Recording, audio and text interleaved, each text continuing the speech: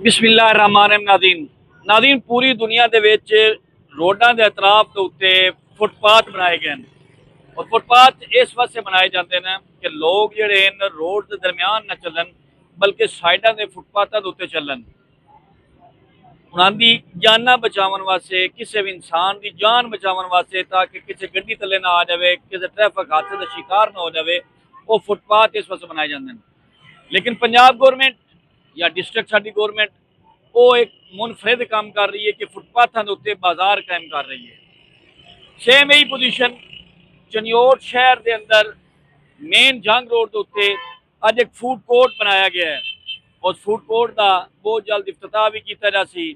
इंतहाई खूबसूरत दुकाना बनाई जा रही हैं, उनके उत्ते लाइटिंग की जा रही है। लेकिन अफसोसनाक अमर है कि बजाय डिस्ट्रिक्ट इंतजामिया लोगों की जान की हिफाजत करे, डिस्ट्रिक्ट इंतजामिया का इस पासे कोई तवज्जो नहीं।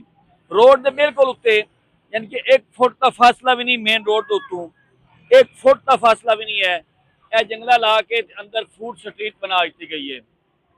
खुदा न खास्ता जिस तरह के हालात इन मुल्क के, जिस तरह के ट्रैफिक के साढ़े हालात इन, अगर स्पीड नाल जंग तो चनियोट अगर बस आ रही हो, अगर खुदा न खास्ता उनके अगे कोई आ जाए, रिक्शा आ जाए या कोई बच्चा आ जाए, वो ऐसा बस बेकाबू हो जाए, गड्डी बेकाबू हो जाए, तो थोड़ी सारी की सारी फूड स्ट्रीट में उड़ा के तहसील चौक पहुँचा सकती है।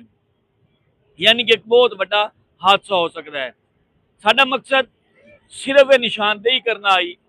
अगर गौरमेंट ने इस जगह पे फूड स्ट्रीट बनानी ही है इंतजामिया ने, तो कम अज कम कोई मजबूत इतने बैरियर टाइप लाए जाते ताकि बस या कोई भी ट्रैफिक या कोई भी गड्डी ना टकरावे जो साइड ते रहे, फूड स्ट्रीट के अंदर ना जाए।